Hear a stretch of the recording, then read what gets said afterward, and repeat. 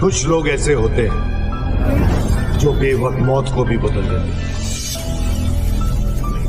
इतना खून देख के लगता है इसे बड़ी बेरहमी से मारा है। सर, ये खून उसका नहीं। केजीएफ की असली कहानी क्या है? केजीएफ से कितना टन सोना निकला था? कितने डिग्री सेल्सियस तापमान रहता था इस खदान में? जी हाँ दोस्तों, एक बार फिर से आप सभी का स्वागत है हमारे चैनल बॉलीग्राफ स्टूडियोज की इस नई अपडेट में। तो कहानी कल हमने छोड़ी थी कि 1972 में ये माइनिंग रीजन पूरी तरह से केंद्रीय सरकार के अंडर में आ गया था। तो चलिए आगे बढ़ते हैं।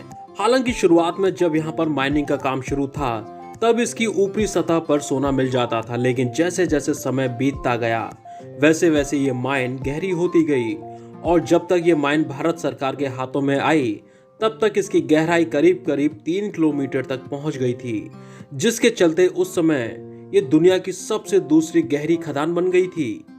और इतनी ज्यादा गहराई में इंसानों के लिए काम कर पाना बहुत ही ज्यादा मुश्किल हो जाता था, क्योंकि इस गहराई में टेम्परेचर लगभग 50 डिग्री सेल्सियस तक होता है।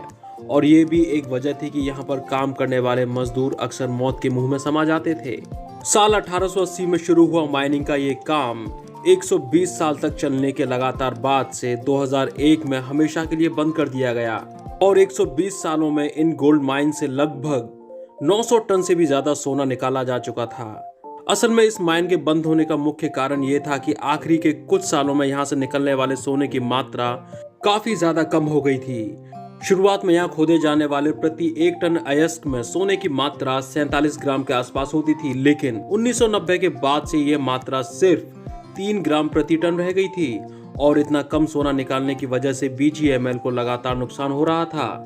साथ ही खदान के बेहद गहरे हो जाने की वजह से प्रोडक्शन कॉस्ट में लगातार वृद्धि हो रही थी और प्रॉफिट दिन पर दिन घटता जा रहा था।